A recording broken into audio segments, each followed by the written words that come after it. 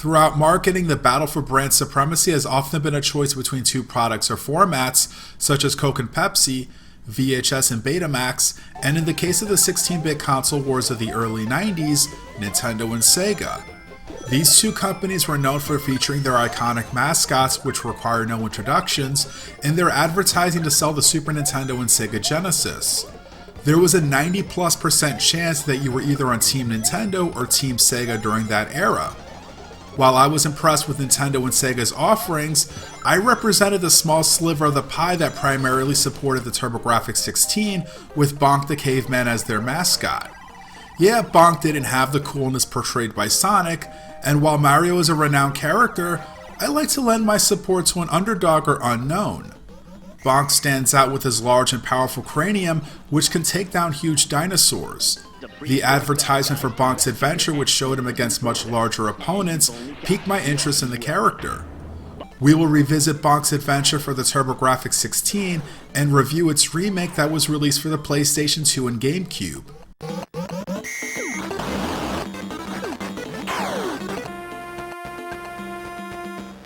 Bonk's Adventure, or PC Genjin as it's known in Japan, was developed by Atlas and Red Company and released for the PC Engine in December of 1989, with the TurboGrafx release arriving the following April. Evil King Drool has kidnapped Princess Za of Moonland and brainwashed some of their inhabitants to do his bidding. King Drool's other minions have taken over Bonk's homeland, and it's up to Bonk to bash through over 20 levels of prehistoric mayhem to rescue the princess. Levels include caves, volcanoes, jungles, waterfalls, oceans, ice, the inside of a dinosaur of all places, and much more. Some areas include hazards like lava, volcanic rocks, tar, quicksand, and spikes. There are no pits to fall into.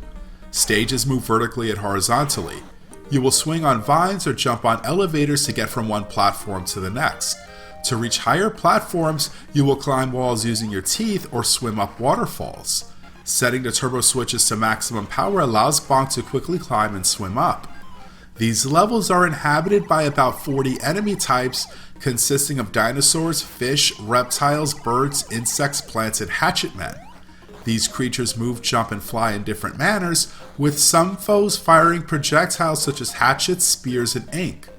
Crocodiles and the egghead arrows will swallow Bonk's head, slowly draining his health, but you can free yourself. Defeated enemies may leave a smiley face, heart, or meat. I will discuss these items in a bit. Bonk could take quite a few hits before losing a life.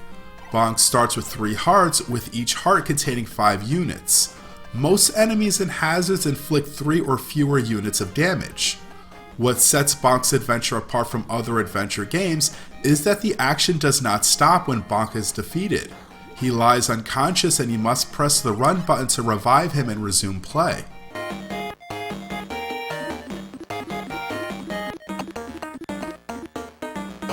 A skull elevator appears at the end of each round, taking you down to an area where you fight a boss. To defeat the bosses, you must completely crack an egg-like helmet over their head.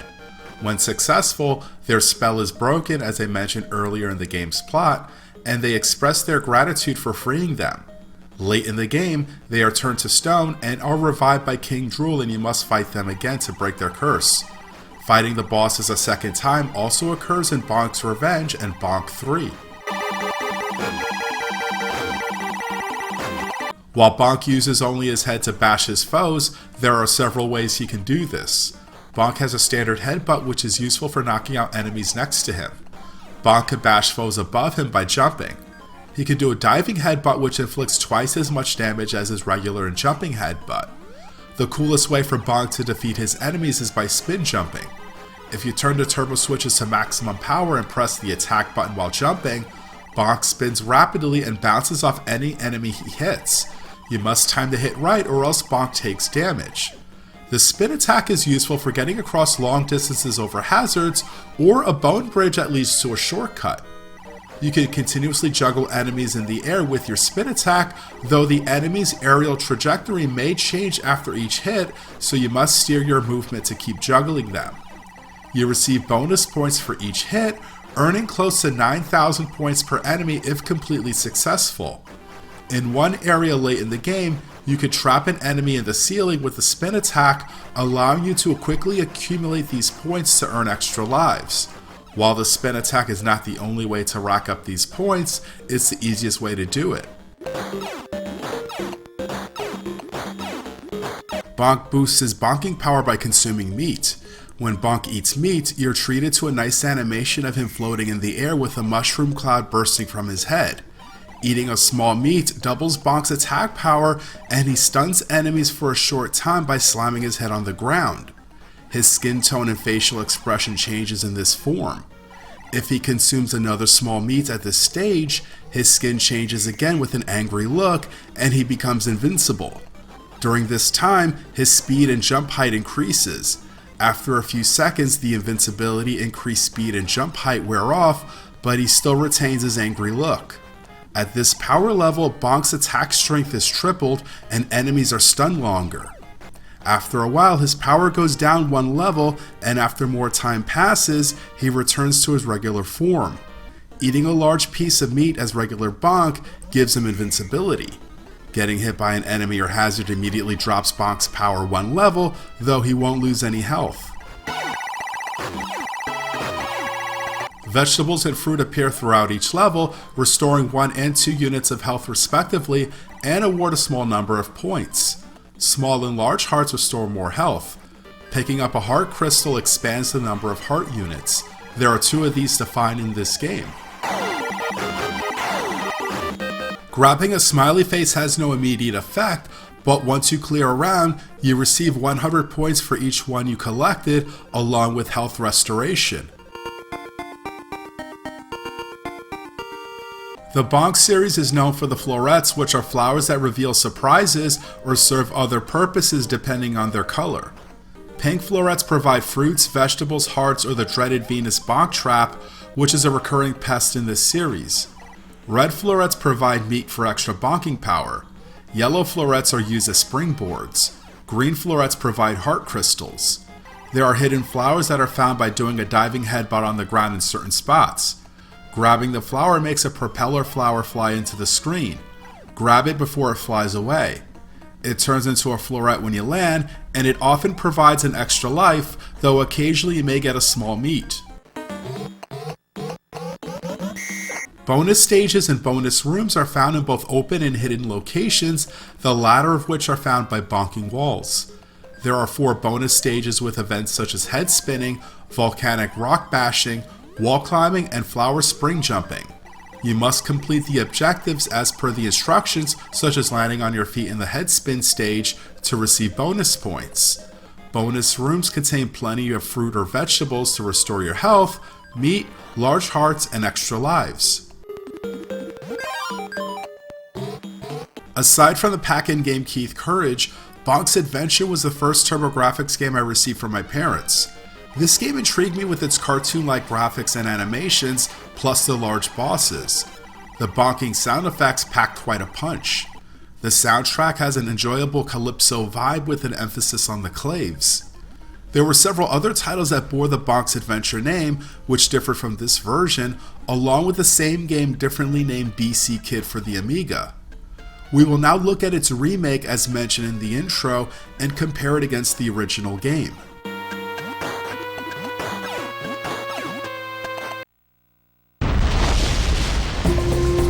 The PC Genjin remake was released for the PlayStation 2 and Game Cube for the Japanese market on December 4th, 2003, as the third of 4 remakes from Hudson Soft's Hudson Selection series, which included remakes of Lode Runner, Star Soldier, and Adventure Island.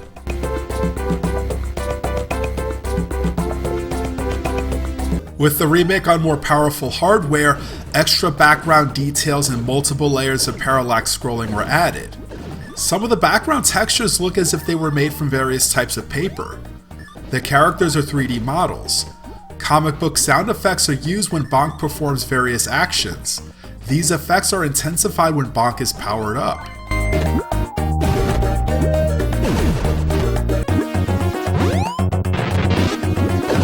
The tracks retain their familiar sound, with the instrumentals in some tracks having an emphasis on either the bongo or conga drums. I'm no musical expert. Oddly, the round clear track is not played during the game, but that along with the others can be heard in the sound option. The track arrangement differs from the original game. Here is a sample from round 2-5 between Bonk's adventure and this remake.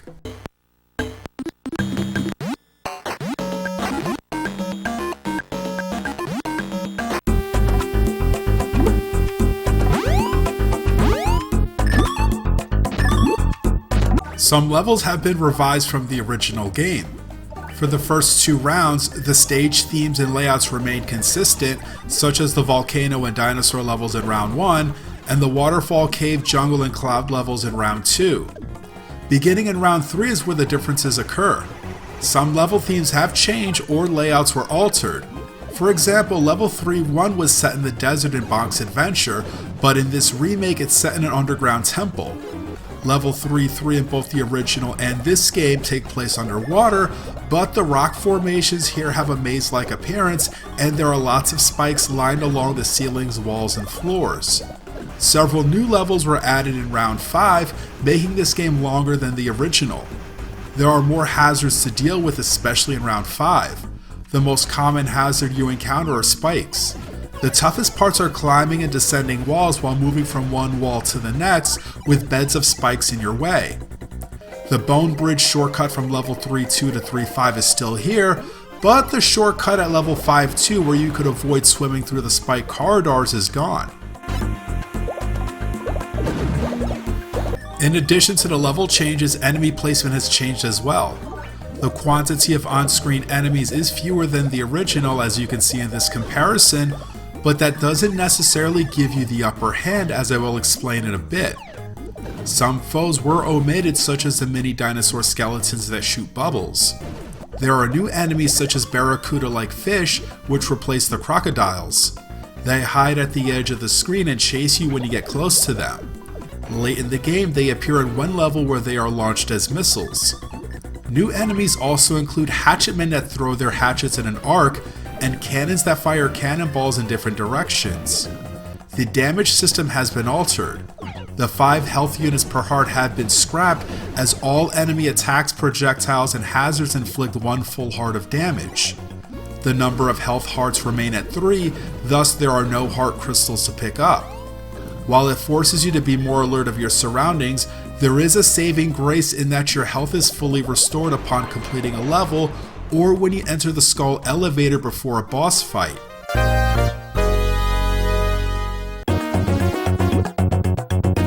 The boss battles are drastically different from the original game. Bosses have additional methods of attacks which require quick thinking to avoid them. For example, the round 2 boss Gladys runs around the room where you must time it right to bonk her. If you miss, she turns into a spinning star, quickly bouncing around the room. Be prepared to lose several lives during these battles.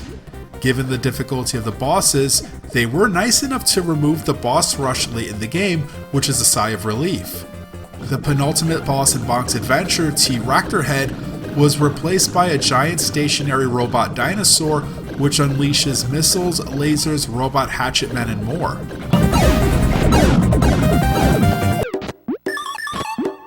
While you can't perform the spin jump using a standard controller, you can pull it off with a specialized one. Some sections were meant to be navigated with the spin jump, so have a joystick with rapid fire buttons handy. The spin jump makes some boss battles a breeze. In Bonk's adventure, you swam by using the directional pad. You were able to bash enemies by jumping while swimming. In this remake, the jump button is used to swim, thus you cannot attack enemies in that manner, though you can still use the regular headbutt. The repeated bonking of enemies carries over in this remake, and you receive the same point values as in the original, but there is less of an incentive to do this, as you no longer earn extra lives for reaching certain point milestones. However, there are other ways to earn extra lives, which I will cover in the next few segments. Smiley faces have a greater effect in this game. You are immediately awarded 100 points for each one you grab, and collecting 100 smileys awards an extra life. They are more abundant as more appear in the open, and they can be found inside pink florets. Fruits and vegetables return, but there are less of them to grab in each level. They appear out in the open or in hidden spots, but no longer inside florets. They restore 1 heart, and when you grab one, a graphic appears at the top of the screen showing the fruits and veggies you collected in that level. You can also view this when you pause the game. There are 6 of them to find per level, and grabbing them all awards an extra life.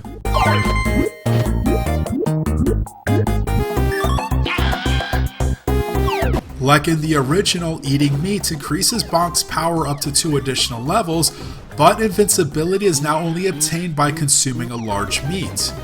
The extra bonking power no longer wears off on its own.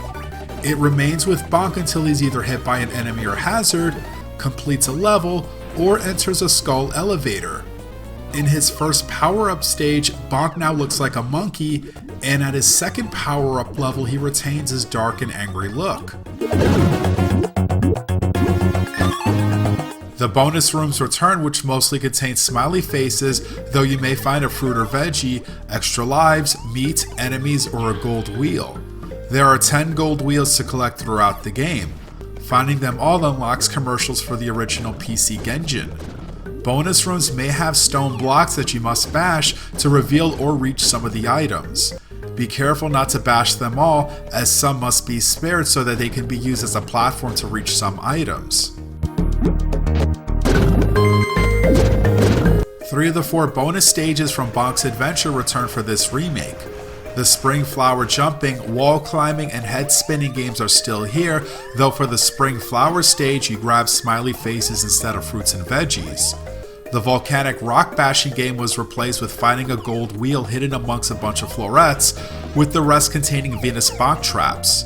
You must find the wheel without getting hit by one of the plants. Sometimes a blue wheel appears, but this won't count towards your total. Once you complete the game, a higher difficulty level is unlocked. There are 2 additional difficulties to unlock.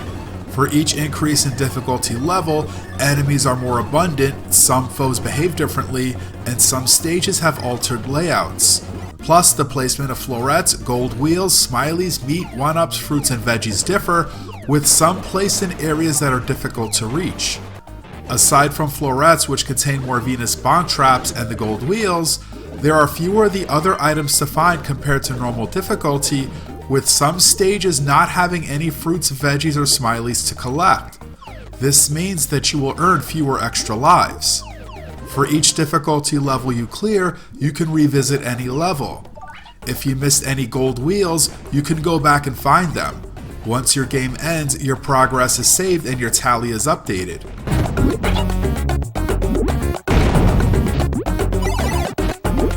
This wraps up my coverage of the PC Genjin remake. I like the updated touch of the graphics with the paper-like textures and some backgrounds standing out. The arranged soundtrack will make you feel right at home if you played the original game. If you played through Bonk's adventure, this remake with the extra difficulty levels will provide a solid challenge, and you may set off a few obscenities as I did, especially late in the game. I have some gripes. You cannot save your progress mid-game, and you can't exit a current game without resetting the console. While the original Bonk's adventure has a special place in my gaming memories, I recommend this game for your PS2 or Game Cube library.